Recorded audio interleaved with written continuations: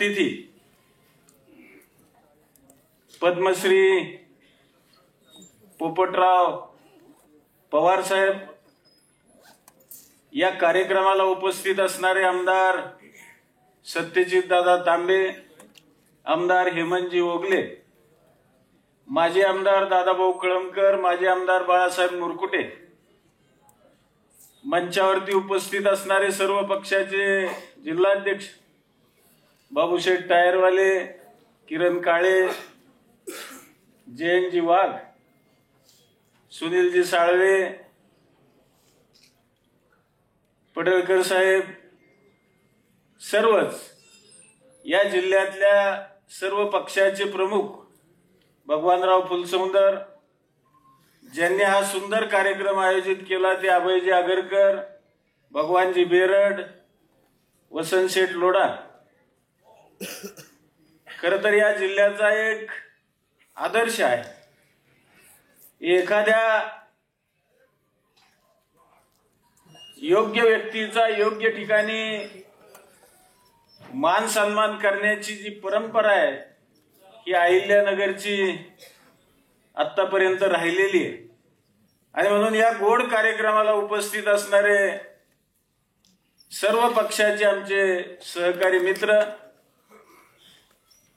आमचे सेनेचे संभाजी कदम आहेत, नावं मला सगळ्यांची घेता येतील, बाळासाहेब आहेत, समोरही खूप मोठमोठी माणसं बसलेली. खरं तर हा अत्यंत स्तुत्य कार्यक्रम अभयजी आपण आयोजित केला. खरं तर हे आपल्याकडून शिकण्यासारखं आहे की सर्व पक्षाला बोलवून सन्मान करणं. आजच्या कार्यक्रमाचं वैशिष्ट्य, या ठिकाणी आमच्या सौभाग्यवती आशाताई शिंदे सुद्धा उपस्थित आहेत. त्यांनी निश्चितपणानं खाली बसलेले आहेत.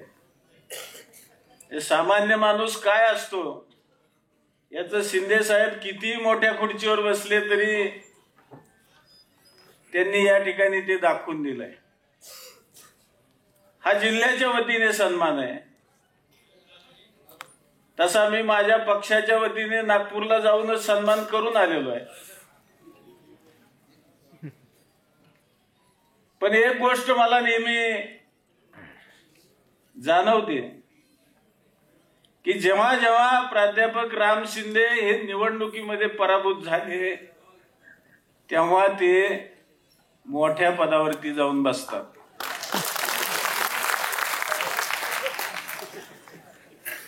आता विचार करायची पाळी, त्यांना पराभूत करावं का नाही करावं.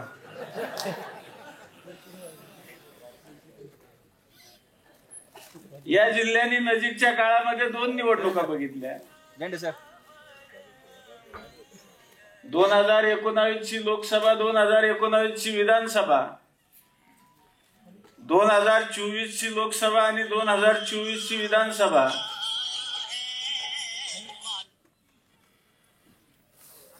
दोन 2019 ला अभयजी तुम्ही लोकसभेला आमच्या पक्षाचा, आमच्या आघाडीचा पराभव केला आणि त्या लोकसभेच्या विजयामध्ये तुम्ही हुरळून गेलात आणि विधानसभेला तुम्ही म्हटलात की आम्ही 12-0 करू. तिथं तुम्हाला 3-9 वरती समाधान मानावं लागलं. तसंच उलट झालं 24 ला. महाविकास आघाडीचा लोकसभेमध्ये विजय झाला. दोन्ही जागा जिल्ह्याने महाविकास आघाडीला दिल्या.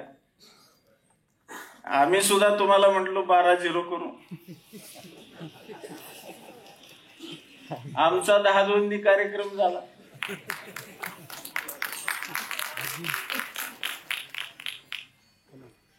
पण शिंदे साहेब नशीबवान आहेत. खरं तर दोन्ही वेळेस 2019 ला पराभव होऊनही ते आमदार झाले आणि 2024 ला पराभव केल्यानंतर विधान परिषदेचे सभापती झाले।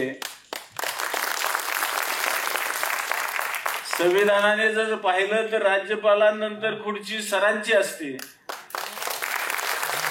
त्यानंतर विधानसभेच्या अध्यक्षाची असते आणि त्यानंतर मुख्यमंत्री उपमुख्यमंत्र्यांची असते।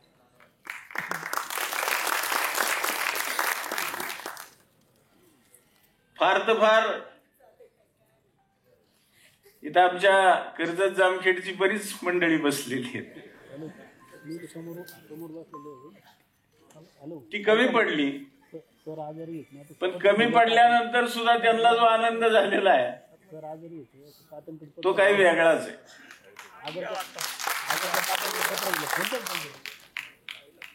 काय किमया ही शिकावं लागेल शिंदे सरांकडून। माझी आणि त्यांची सुद्धा दोनदा फाईट झालेली। मी 2014लाच नाच सोडून दिला, म्हणलं आपल्याच्यानी होत नाही मग दुसऱ्याला आणून करावा।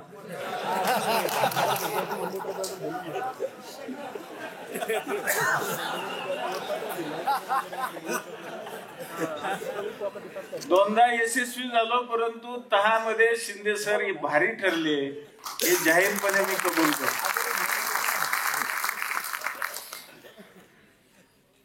शेवटी नशिबात लागतं, बाशिंग बळ बी जड लागत।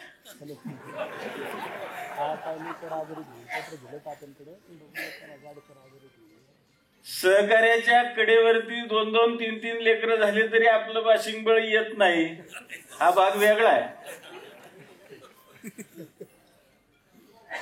पण नशिबात असल्यानंतर काहीही होतं हे मात्र राजकारणाला अत्यंत सूचक असं आहे।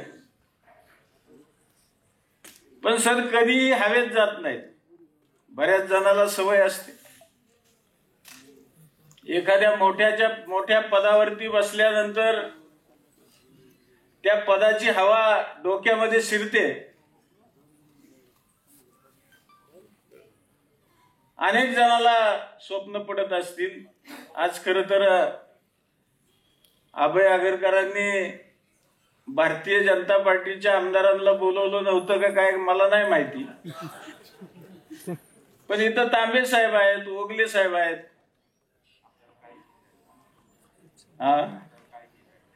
आम्हाला त्यांची काळजी।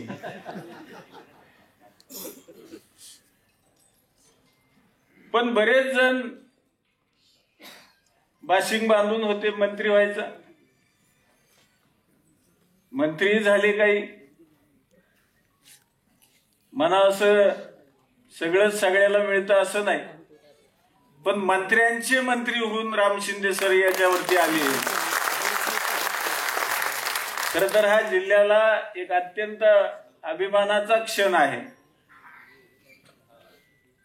पक्षीय राजकारण 12 महिने 18 काळ करायचं नसतं। जसा अण्णासाहेब हजारेंचा आपल्याला अभिमान आहे, जसा नासं फरांदेंचा आपल्याला अभिमान आहे, जसा पोपटराव पवारांचा आपल्याला अभिमान आहे, तसा आज प्राध्यापक राम शिंदे सरांचा सुद्धा आपल्याला अभिमान आहे, हे निश्चितपणाने या ठिकाणी सांगितलं पाहिजे।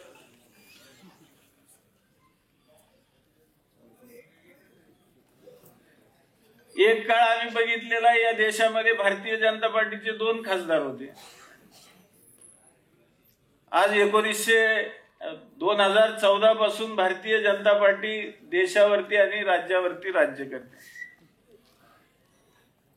तसं आमचे 10 आले तर सर तसं काय फारसं समजून घेऊ नका, दिवस सगळ्याचे येतात। जसं तुम्ही सोडलं नाही तसं आम्ही आमची जागा सोडणार नाही, हे देखील तितकंच नक्की आणि खरं आहे। निष्ठेला फळ असतं आणि ते फळ एक ना एक दिवस मिळत असतं। आपली निष्ठा कायम ठेवायची असते, ती कायम ठेवण्याचं काम प्राध्यापक राम शिंदेंनी केलं। खरं तर ते आमदार असो किंवा नसो, मुख्यमंत्री देवेंद्र फडणवीसांच्या गळ्यातले ताईत आहेत असं मी म्हटलं तर तेही चुकीचं ठरणार नाही. पण तरीही आम्ही विरोधी पक्षातच राहू, असा काही अर्थ कुणी काढायची आवश्यकता नाही. म्हणूनच मी मगाशी निवेदकाला सांगितलं की आमचा गट नाही, 10 पैकी 8 खासदार आम्ही पण निवडून आणलेले आहेत आणि तो पवार साहेबांच्या नावाचा पक्ष आहे. त्यामुळं त्या पक्षाचा देखील आम्हाला अभिमान आहे, तुमचा देखील आम्हाला अभिमान आहे. या जिल्ह्याचा सुपुत्र आज राज्याच्या एका मोठ्या खुर्चीवरती जाऊन बसतो, याचा अभिमान आम्हाला आहे. आणि म्हणून निश्चितपणाने तुमचं या ठिकाणी मनापासून अभिनंदन करतो, स्वागत करतो आणि तुम्हाला या तुमच्या अत्युच्च अशा राज्याच्या खुर्चीवरती, चांगल्या सन्मानाचं पद असणाऱ्या खुर्चीवरती आपण चांगल्या पद्धतीचंच काम करताल अशी खात्री आणि विश्वास माझ्यासारख्या कार्यकर्त्याला आहे. आपलं मनापासून अभिनंदन करतो. माझ्या पक्षाच्या वतीने, माझ्या सर्व सहकाऱ्यांच्या वतीनं आपलं या ठिकाणी अभिनंदन करतो आणि या ठिकाणी थांबतो. जय हिंद, जय महाराष्ट्र. धन्यवाद तात्या. अतिशय खुमासदार, खुसखुशीत पद्धतीनं, तरीही परखड, पण एक ज्येष्ठ नेत्याच्या नात्यानं, न्यायानं मनाचा मोठेपणा दाखवणारं असं आपलं हे सुंदर भाषण. धन्यवाद. या ठिकाणी सगळ्यांचीच मनोगतं आपल्याला ऐकायची आहेत, पण अर्थातच मान्यवरांच्या